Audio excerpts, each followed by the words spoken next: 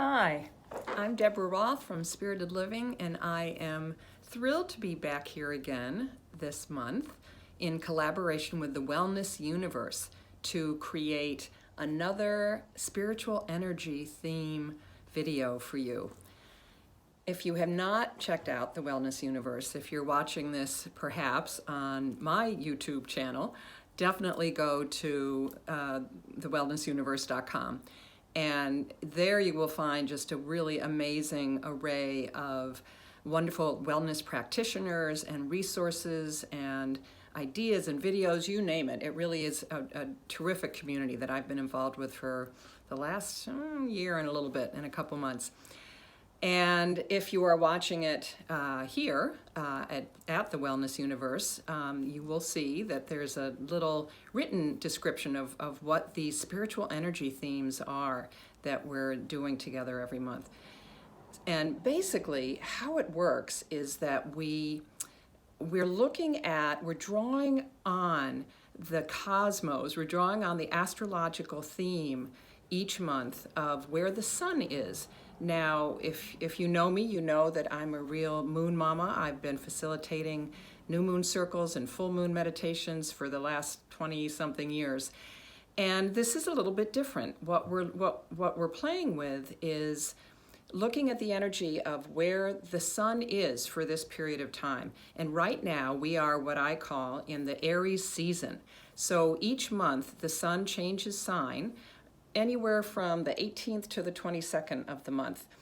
And this time, the sun moved into Aries on the spring equinox, which is actually how we define the spring equinox, is when the sun moves into Aries on March 20th. So now at the beginning of April, we've been in that space, which I'll describe, the energy of Aries, and energy is definitely the primary word here. We've been in that space since the 20th, and will be until about the 20th, 21st of April, when the sun will move into Taurus. So we're right in the middle of this incredibly dynamic fire energy, literally. Aries is one of the three fire signs. Leo and Sagittarius are the other two. And our theme this week, there are a couple different ways that Aries reveals itself that we could draw on, but the one that I've chosen is igniting your passion. Really thinking about where you stoke your inner fire, what jazzes you, what spices up your life. All of those things are wonderful metaphors for fiery Aries. So igniting your passion and looking at, you can do this anytime, and obviously you can do any of this work that we're going to be talking about any time of the year. It will be particularly charged during this Aries season, and even more so around the Aries new moon, which will be April 11th. So the 3 days before or after April 11th, you can create some ritual work around it, and I'll give you some of the ideas and tools that you might play with to do that this time. So as I said, Aries is the quintessential fiery warrior energy. It is actually ruled by the Roman god of war, Mars, and it's very much about being bold and courageous. And its symbol is the ram, which is kind of plows ahead. We call it the me first sign. So there's all of this energy that is about courage and boldness and activity and energy. It's very much about being expansive, really looking at the ways in the world that you can show up, that you can lead. It's a real, obviously, leadership sign. As I think all of the fire signs are, every sign, every element has its way of leading. The fiery way of leading, as Aries does, is full of action, is full of momentum. Now, every sign, I always say this, has its ups and downs, has ways that its energy can manifest in a positive way and ways that it might be more challenging. So the thing with Aries is that you need to be careful to not kind of go off half-cocked, to not be too impulsive. It's great to use that energy to get you going, but Aries, the downside of Aries can also be that you think before acting. So just, little reminders as you move through this very charged time. It's the first sign of the zodiac. It's really moving quickly. So because it's also this warrior energy, it can be associated with conflict and anger. And that's not a bad thing. I think we do ourselves a disservice when we're constantly stuffing our anger. And the way that I often put it, and I often do my Aries new moon circles around this theme, is taking your righteous anger and transforming it into powerful action. Righteous anger into powerful action. So don't stuff it. Find ways to release it and put it out in the world. And what we'll look at today are some ways that you can do that in your personal life and in your relationships, and then also in your work life, which certainly we know over these pandemic months, now a year, they've been pretty intertwined. But hopefully with the vaccine, with things happening that seem to be going in a positive direction, we'll be able to get out more and be able to release more of that fiery energy that Aries really wants us to tap into. So think about, let's look at your personal life and your relationships first.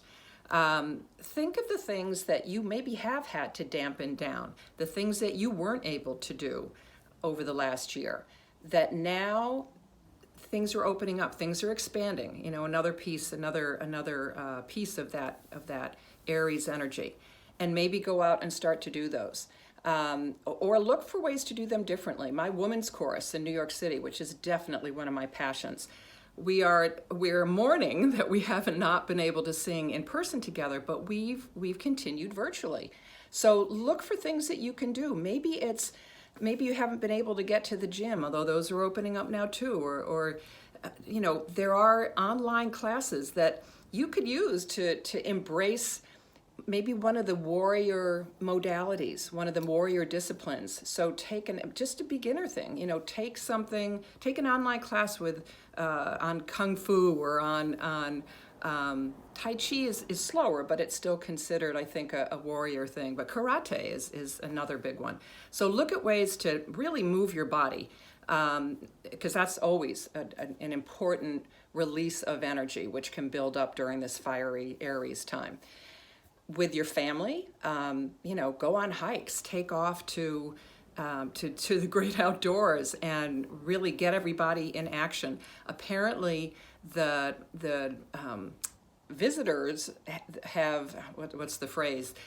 The visits to the national parks around the country have skyrocketed over the last year because people need those outlets. Aries or not, they need an outlet. They need to really feel their energy moving, to stoke their fire, to stoke your fire, your chi. That's what it is. And there are all kinds of, and if you can certainly go online and Google them, all kinds of wonderful exercises to do.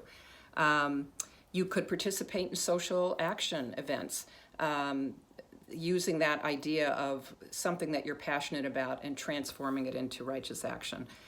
For your work, do a dance break, find some great energetic music and just, shake your booty to it.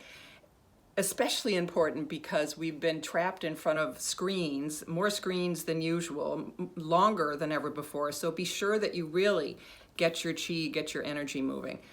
If you have set your goals for the year, then revisit them. Those are the things that keep you moving forward, like that RAM energy. So consider what you've done in the first quarter. Where do you want to go in the second quarter? How do you want to be moving forward? How do you want to be taking action? Those are all things to do around your work. And then be courageous.